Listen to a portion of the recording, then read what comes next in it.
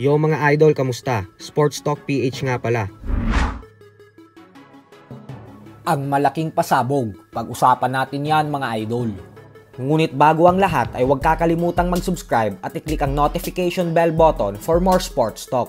So isang napakalaking pasabog nga po ang naganap kahapon sa Kyrgyzstan.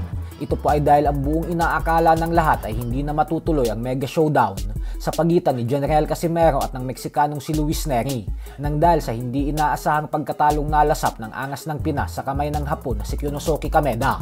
Subalit laking gulat nga po ng lahat dahil matapos manalo kahapon ni Luis Neri via 8-round technical decision ay agad pinaakyat ng lona si Casimero ng kanyang promoter na si Koki Kameda upang pagharapin si Casimero at Neri. Ibig sabihin po nito ay matutuloy pa din ang sagupaan ng dalawa at na sila pa rin ang sunod na magtutuos. Wala pong naging angasan sa pagitan ng dalawa sa paghaharap nila, kabaliktaran sa mga bangayan nila sa social media. Ganun pa man ay mas magandang laban po ito para kay Casimero dahil agresibo at palaban din po talaga itong si Luis Neri. Hindi po ito tumatakbo at umaatras dahil wala itong ibang alam gawin, kundi ang umatake lang din ng walang hinto. Bagay na papabor kay Casimero kasi mas malaki ang tsansa manalo ng angas ng Pinas kapag nakikipagsabayan sa kanya ang kanyang mga katunggali at hindi nagiging teknikal. Pero syempre malakas din pong sumuntok itong si Neri. Huwag po natin kakalimutan na siya ang kauna-unahang nagpabagsak sa Japanese monster na Oya Inoue. Kaya naman kailangan po talaga itong paghandaan ng husto ni Cuadro Alas.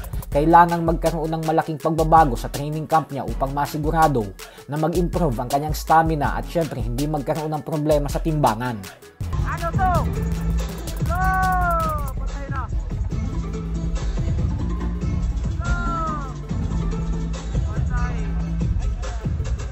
Sa kabilang banda naman mga idol ay para magkaroon po ng ideya ang mga Pinoy boxing fans na hindi pa nakakakilala sa posibleng sunod na makalaban ni Casimero na si Luis Neri, ay ito po ang ginawang panggugulpi ni Neri sa tumalo kay Casimero na si Kyonosuke Kameda. Nagtuos po sila nitong nakalipas na buwan ng Pebrero lamang kung saan winasak ni Neri si Kameda via 7th round technical knockout.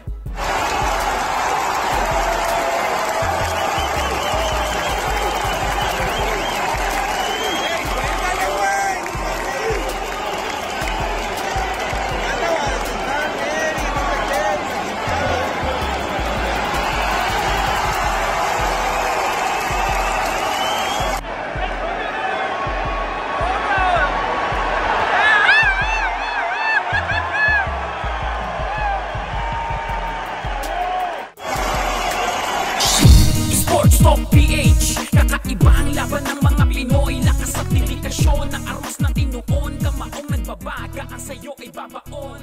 Mga Pinoy